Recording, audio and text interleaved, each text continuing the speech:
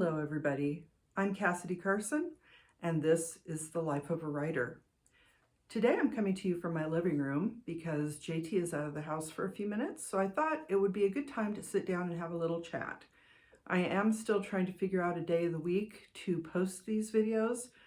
I'm starting to think it may happen either Tuesday, Wednesday, or Thursday, but not consistently on the same day each week, sometime in that time period. We'll see what happens going forward. But that's not really why we're here today. The reason we're here is that I came to a realization, and I wanted to share that with you. I have been challenged by trying to find my new normal as a writer, because if you've seen my previous videos, I did one where I discussed writing in the 1980s versus writing now, and I have talked about the fact that I retired almost a year ago now and am trying to figure out this new season of my life, you might say. So I thought I would bounce back a lot more quickly than I did once I retired, that my energy would come right back and that I would be able to do all the things that I dreamed of doing as a young person, whether in childhood or young adulthood. And I have figured out that that's not going to be the case for a couple of reasons. One is that I am older now. I'm over 60, which is great. You know, I have my good days and my bad days like we all do, but my energy levels really are not rebounding the way that I expected them to, because I'm not the same person I was even 5 years ago. So I'm figuring out my flow, this new, I don't know, person that I've become, and it's not the person I expected to be, because I was imagining myself as a retiree with the energy of a 20-year-old or, you know, a 10-year-old. And if I had kept up with a regular exercise program, aside from the work that I did, which was rather energetic, I might be a little bit more fit than I am right now. I am struggling to find a fitness level that works for me. That's not to say I won't, it's just taking me longer than I expected. And the realization I came to while I was thinking about, you know, why haven't I bounced back? Why am I not doing all the things I've dreamed of doing for so many years? And that's based on, as I said, the person I am now. So in childhood, especially very early childhood, we are conditioned, starting about elementary school, kindergarten, or even preschool, depending on how you were raised. But we're conditioned to follow a specific routine. At least most of us are. Some people are a little less restrictive. They homeschool or are homeschooled. They may have a, maybe they go to year-round school versus having the traditional summer break and things like that. But we're conditioned from a very young age to follow a certain schedule based on societal expectations. And we buy into that because as a society, we need to work together to accomplish things, to take care of each other. And that conditioning really starts to sink in, because it takes, from what I've been told, 21 days to settle a habit. But you think about the fact that at 60 plus years old, I've had more than 50 years of a very similar schedule to adhere to. And those carefree days of childhood are not coming back, at least early childhood, because that schedule is so deeply ingrained at this point that I feel, my body has certain rhythms, like circadian rhythms, where I get up early in the morning, especially as it starts getting light outside. I'm the type of person that wakes up as soon as it starts getting light. So I go to bed fairly early, and that's my rhythm. That's whether or not that was something that I was born with, or whether it's something that I learned through these many years of conditioning. And I did briefly take a break from that when my husband and I were first married. For the first 10 years of our marriage, actually, he worked a rotating schedule as somebody who was in the military. So he would work 3 days, have a couple days off, Then he would work 3 swings, so, afternoon to midnight. And then he would work 3 mids, midnight to, 8 a.m. or whatever. So he did that for many years. And I adjusted to his schedule. So before we had kids, I would sleep in. When we had kids, I was working to keep them occupied so that he could sleep during the day when they were awake. I adapted a little bit more during those 10 years than I have throughout the course of the rest of my life. Once he left the military, we came back to a fairly normal schedule where, for the most part, the two of us worked 8 to 5 Monday through Friday when we did work. I did take a break until our youngest started school and then went back into the workforce full time. And during the time that I was home doing those, challenging schedules where I was trying to allow JT to sleep while the kids were otherwise occupied, and I got in a little writing here and there. Aside from that period of time, it was pretty much 8 to 5. The kids went to school. I went to work. JT went to work. Sometimes he had 2 or 3 jobs. I briefly tried having 2 jobs. So there was a lot of very rigid scheduling going on. Go to bed, get up, go to work, get home, rest for a few minutes, or go to our second job, etc., etc. So, fast forward to 2024. And now JT retired at the end of 2022, if I'm remembering correctly. He retired about a year and a half before I did. So he got a bit of a chance to settle into a new normal for him without having me around during the day. He did still get up with me when I went off to work to say goodbye in the morning.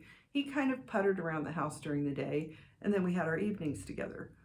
Once I retired last year, the first thing we did was we took a couple of trips. We went to California for a little bit, and then we went cross country.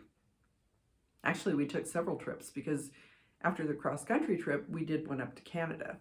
So last year was a lot of traveling. I wasn't focused on writing. I was focused on relaxing after so many years of go, go, go all the time. And writing was not at the forefront of what I was trying to do last year. I did want to get back into it, and I did have a lot of plans for it, which I still do. But that was not my focus. My focus was trying to get back to what I kept saying to people was I was trying to get back to myself. And here I am almost a year later, and I don't feel like I'm back to myself because the myself I was expecting to be is different.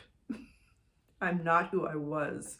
And that happens to us all throughout the course of life. We are different people based on our experiences, based on, whether we're deep in the throes of raising kids, whether we're in the most stressful period of our career, whatever may be going on in the outside world, that changes us. So that kid that I expected to be, even that young newlywed that I expected to get back to, she's not around anymore because she's had a lot of other experiences, and that's not a bad thing.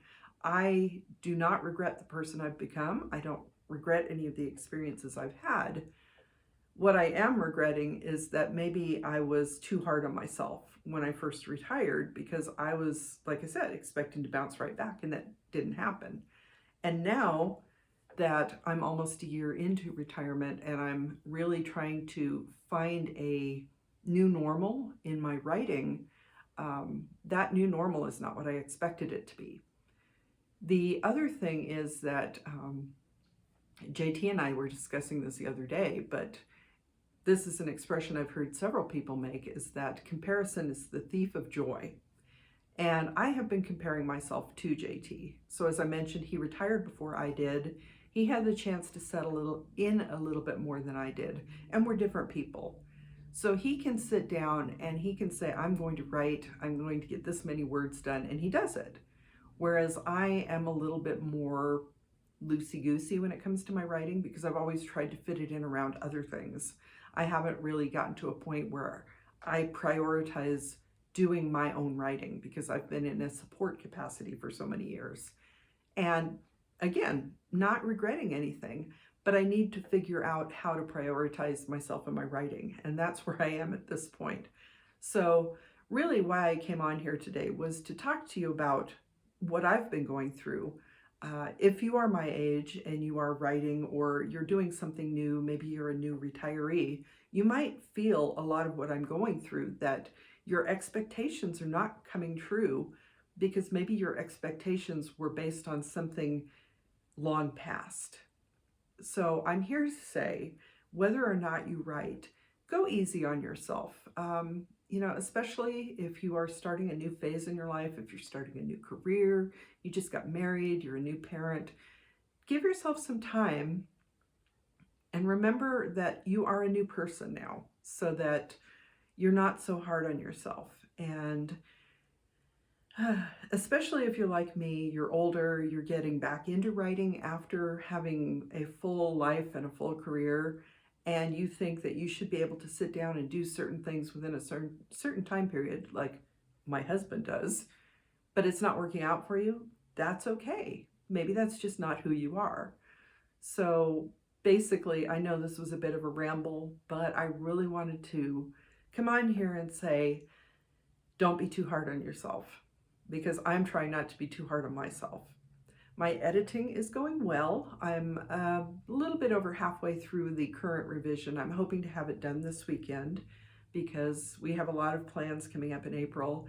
And I do feel like this current manuscript is a bit of a stumbling block for me, maybe, that I feel like once I get this out of the way and finally am able to release it out into the world, that I'll be able to move on a little bit. I do have other things already started in the works. For example, the rest of the series that goes with this first book that I feel will be a little bit easier once I get past this block that I'm having. And I'm never going to be what I expected to be at this point in my life, but that's okay, because it may become something much greater than I could ever have imagined. Because again, as I said, we're not the people we were back then. If we're expecting things to go back to the way they were, it's not going to happen. Don't let comparison be the thief of joy, even if you're comparing yourself to your younger self. And, just have fun. So that was my ramble for the day, my thoughts on becoming the writer that I thought I would be versus the writer that maybe I'm meant to be. And maybe giving you the freedom to realize that you don't have to follow a certain set of expectations. I've read a lot about other writers. I've watched a lot of videos put out by other writers. And I knew I would never do anything the way they did because we're different people. But I didn't realize how much I had internalized trying to do at least some of the things that they did. You are a unique person. I am a unique person. And we really have to play into that, because that's what makes us fun. That's what makes us different. And that's what makes life so interesting. So again, I'm Cassidy Carson, and thank you for sitting with me through this ramble in the life of a writer. Have a great day.